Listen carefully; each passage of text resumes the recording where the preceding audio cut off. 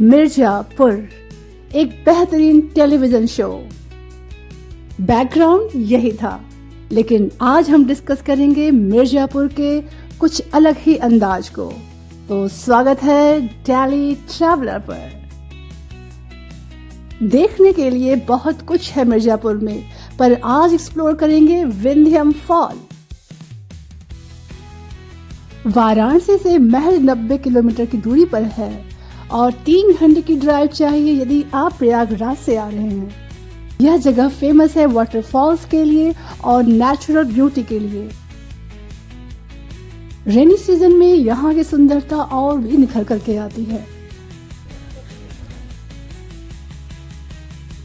वैसे कालीन और पीतल के अलावा मिर्जापुर को भारतीय मानक के लिए भी जाना जाता है।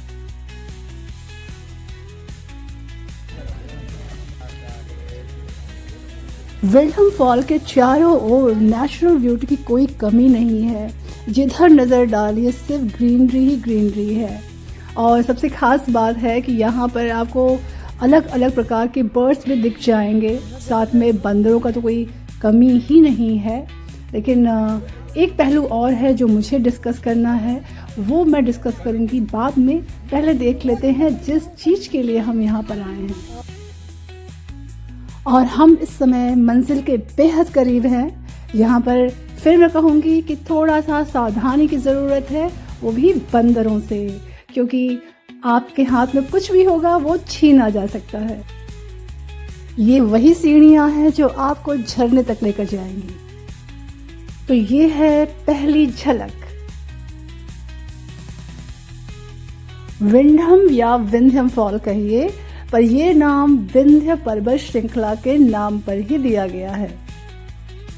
चट्टानों की कई सारी लेयर्स हैं और उनमें से गुजरता हुआ जो पानी है वो माहौल को और भी खुशनुमा कर देता है। सीढ़ियां थोड़ी खतरनाक हैं और फूड कोर्ट निराश करेगा। और ये है यहाँ का सेल्फी पॉइंट। साल का पहला दिन है, माहौल भी बहुत खुशनुमा है। यहाँ जब भी आइए कैब से आइए, क्योंकि कम्यूटिंग का थोड़ा तो इशू है। लेकिन अब बात कर लेते हैं उस पहलू की जिसके लिए मैंने पहले जिक्र किया था, तो वो है सिविक सेंस। इतनी गंदगी कौन करेगा?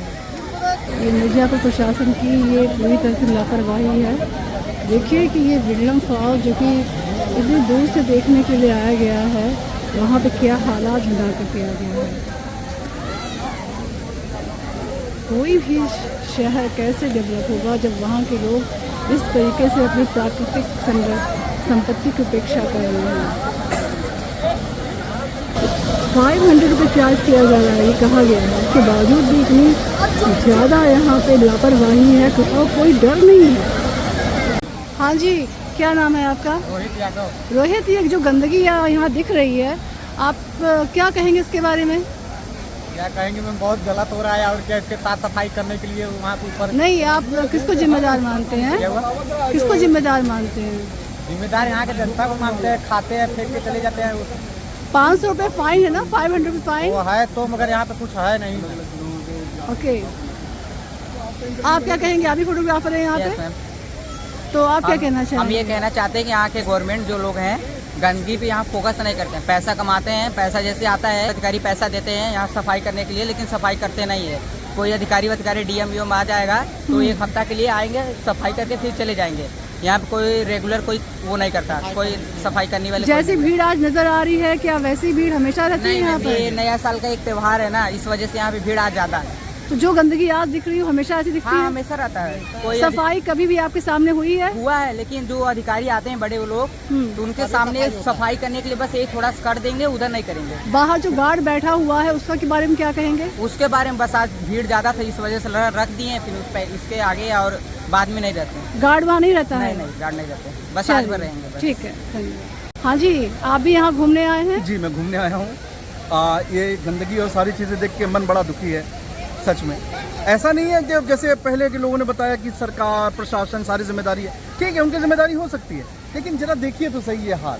ये जो लोग आए हुए हैं गंदगी यही तो कर रहे हैं। सिविक सेंस के नाम पर सब जीरो है। अपना ही खाया सब यहीं गिरा रहे हैं, यहीं फेंक रहे हैं, यहीं करके जा रहे हैं सब गंदगी। अब इसमें किसी को क्या दोष देंगे, लोग ही ऐसे हैं। मीन्स कि सिविक यहाँ सेंस को बढ़ाने की जरूरत है। यहाँ की लोकल जनता ऐसी है। लोकल जनता जो आसपास के लोग यहाँ आते हैं वही गंदगी करके जाते हैं, इसमें ओके। हमारा कोई दोष नहीं है। चलिए, थैंक यू।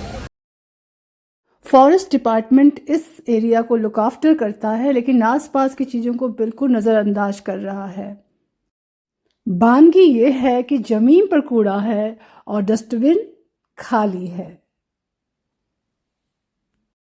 ये जगह छोटी नहीं है, ज़रूरत है तो नज़रिया बदलने की। चलिए, इसी छोटे गेट से बाहर निकलते हैं और मिलते हैं नेक्स्ट एपिसोड में। धन्यवाद।